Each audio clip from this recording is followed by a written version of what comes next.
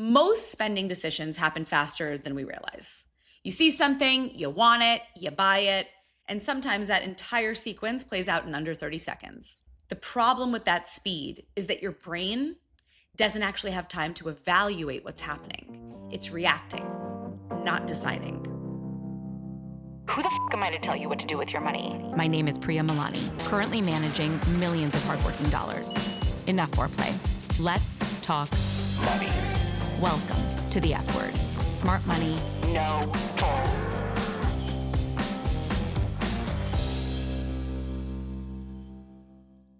Hey guys, welcome to the F word. Today I want to talk to you about an observation I had when out to dinner that it occurred to me is actually pretty applicable to our spending habits. A while back, I noticed something about how I order food at restaurants.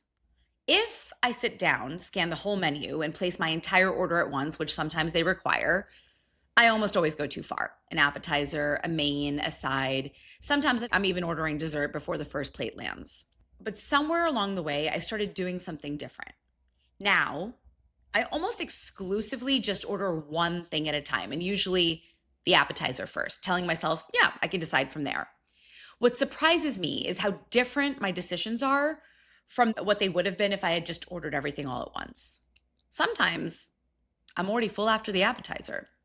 Sometimes the dish is richer than I expected and I just want to move to something lighter. And sometimes I realize I wasn't even that hungry. I was just caught up in the experience and the excitement of going out, not to mention all the fancy ingredients. That always gets me. That tiny pause, that one that happens while I'm eating instead of placing the order all at once, completely changes my outcome. I know that sounds almost too simple to sound interesting, but stay with me because the same thing happens with your money. And the stakes are obviously a lot higher than a restaurant bill. So when it comes to spending, most of us aren't making bad decisions because we're reckless or irresponsible.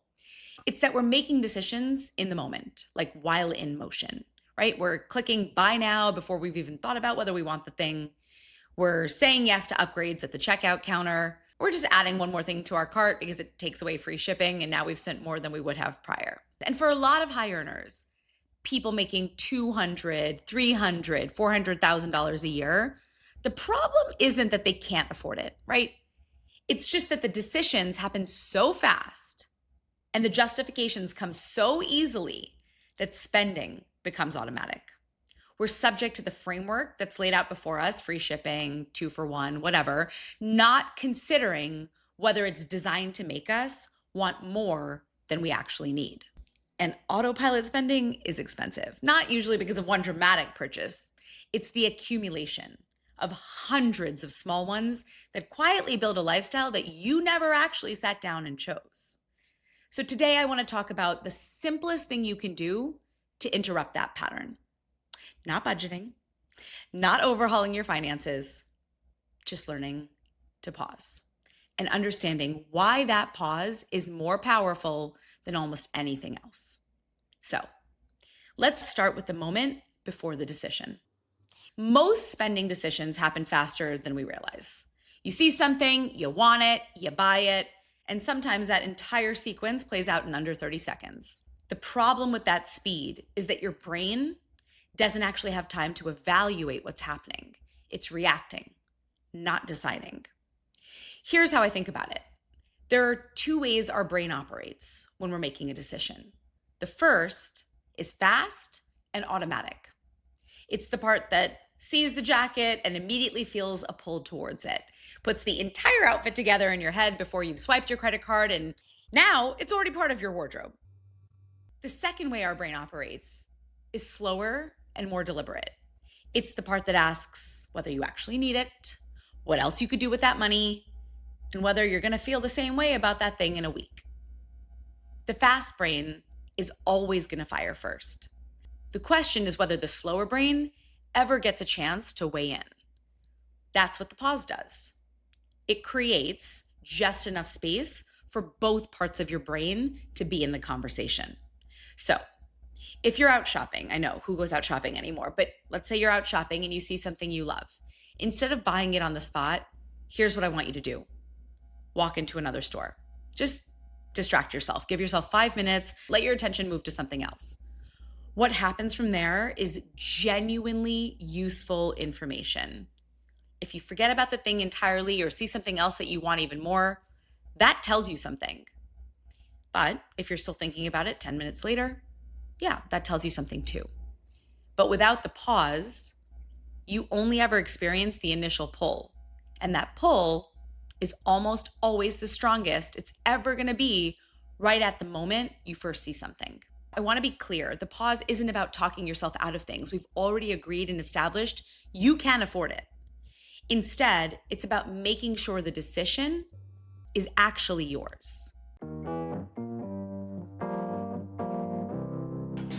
Real quick, if you've ever seen your paycheck hit your checking account and thought, where the hell does it all go? You're not alone.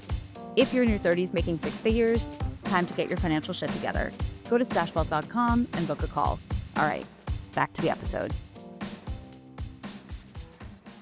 The next thing I want to talk about is something I see with high earners because I think it's one of the most underrated financial habits and it's almost never talked about. It's what I'll call the I deserve this reflex. And I want to be clear, it makes complete sense. You've built a career, you work really hard, you're under a lot of pressure, you carry a lot of responsibility, and enjoying your money isn't just okay. It's the whole point of earning it. So when something nice comes across your radar, a trip upgrade, a better apartment, a car that's just a little bit nicer than the one you already have, the internal response is often immediately, I've earned this. And you have. The problem isn't that that statement is wrong. The problem is that when every purchase gets pre-approved by the I deserve it phrase, it just stops functioning as a decision and it starts functioning as a pass for whatever you want in that moment. It's always available, which means it's a lot less meaningful or useful. It's diluted.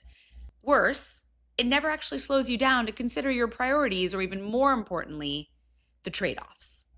What the pause forces you to do, even briefly, is replace that reflex with a more important question. What am I trading for this? Because for every dollar you spend today, it's a dollar you can't use for something else. And at the income levels I'm talking about, the potential of that money is significant. It can build investments, create flexibility, buy you time later, give you options that you don't have right now. That's not a reason to never spend it. It's just a reason to spend it deliberately.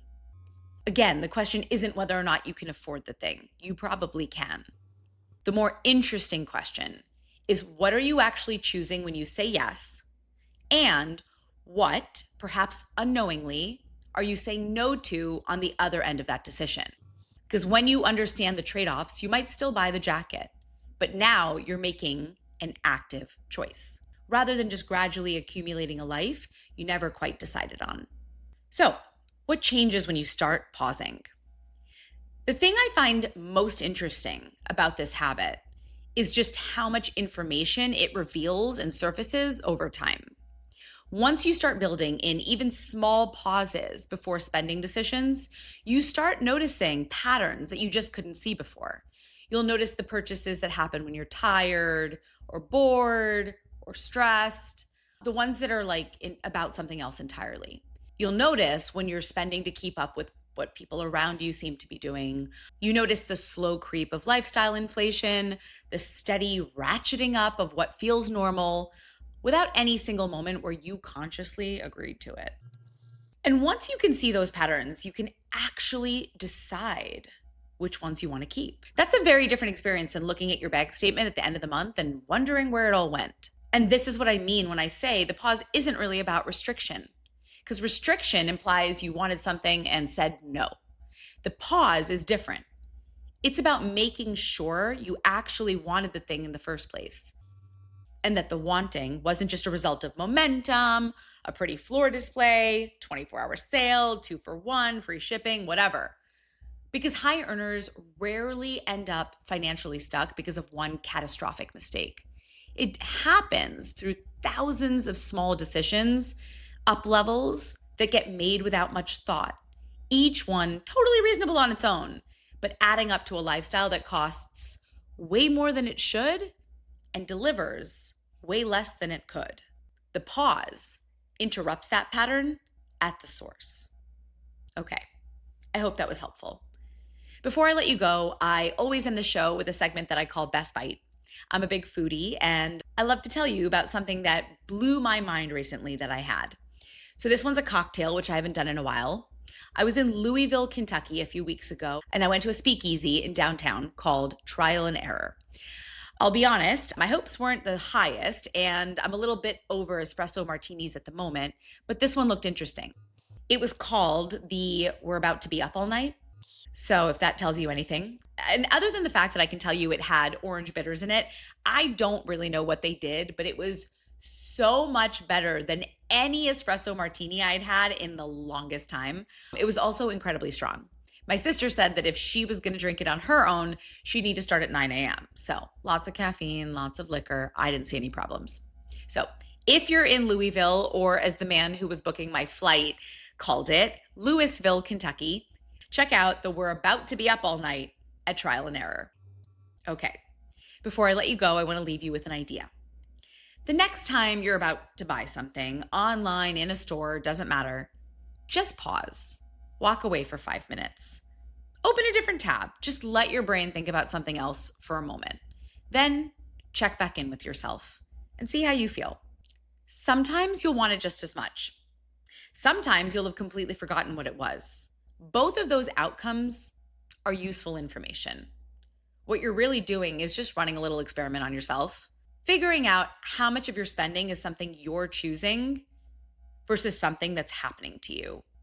And once you start seeing that clearly, it gets a lot easier to make the kinds of financial decisions that actually reflect what you want your life to look like. Because building wealth at your income level isn't about saying no to more things.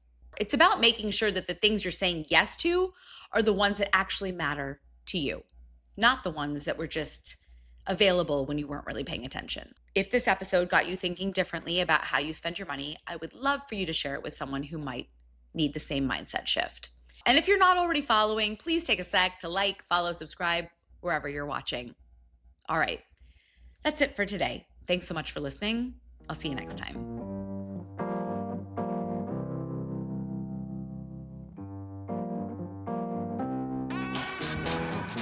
Thanks for listening to The F Word with Priya Malani. If you like what you heard, hit subscribe wherever you're listening and leave us a review while you're at it. We're approval junkies. Don't forget, you can find a ton of great resources, content, courses, and other freebies at stashwealth.com. Now, for the capital S stuff our lawyers want us to say. StashWealth is a registered investment advisor. Content presented is for informational and educational purposes only and is not intended to make an offer or solicitation for any specific securities, product, service, or strategy. Consult with a qualified investment advisor, that's us, before implementing any strategy. Investing involves risk, including the loss of principal. Past performance does not guarantee future results. There, we said it.